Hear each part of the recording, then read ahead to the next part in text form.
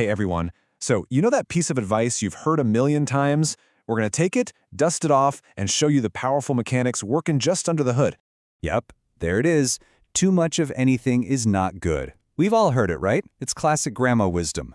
It feels so simple, so obvious, almost like a cliché we just nod along to without really giving it a second thought. But what if it's actually more than that? What if that simple phrase isn't some tired old saying, but it's actually holding a powerful secret to a better, more balanced life? That's exactly what we're going to dive into. Okay, so to really get why this advice is so powerful, we need to talk about a concept called the tipping point. Think of it as this invisible line where something that's been helping you suddenly, bam, starts hurting you. So what is excess, really? It's not just about having a lot of something. The real definition is all about timing. It's that exact point where a good thing crosses over and starts creating negative consequences. Here's another way to think about it. It's the moment a good thing starts to turn bad. It's a moment of transformation. And the real trick is learning how to spot it before you've gone way too far over the edge. In this chart, it just visualizes the whole idea perfectly. We're so often taught to think that if a little is good, then more must be better, right? But just look at this. There's a very clear sweet spot, an optimal amount. But once you go past that, look what happens.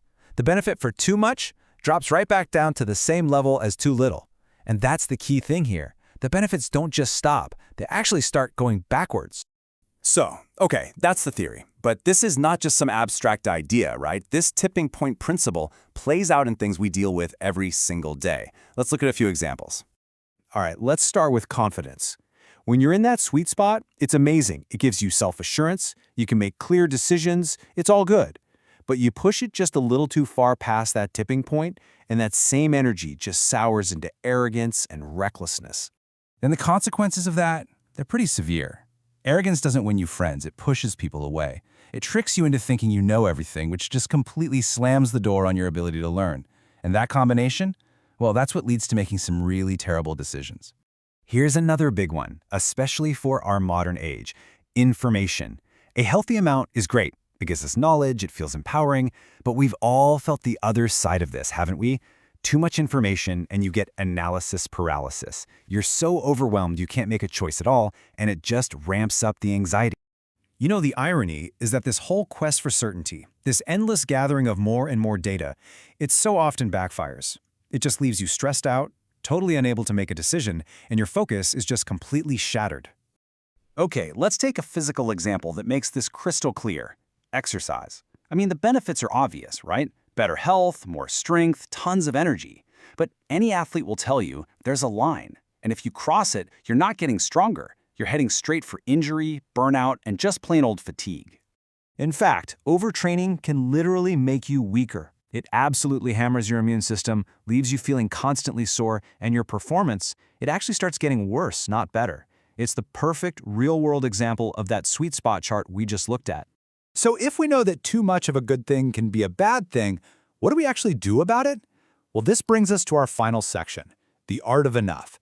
And this is all about shifting our mindset away from this relentless chase for more and toward a much smarter pursuit of better.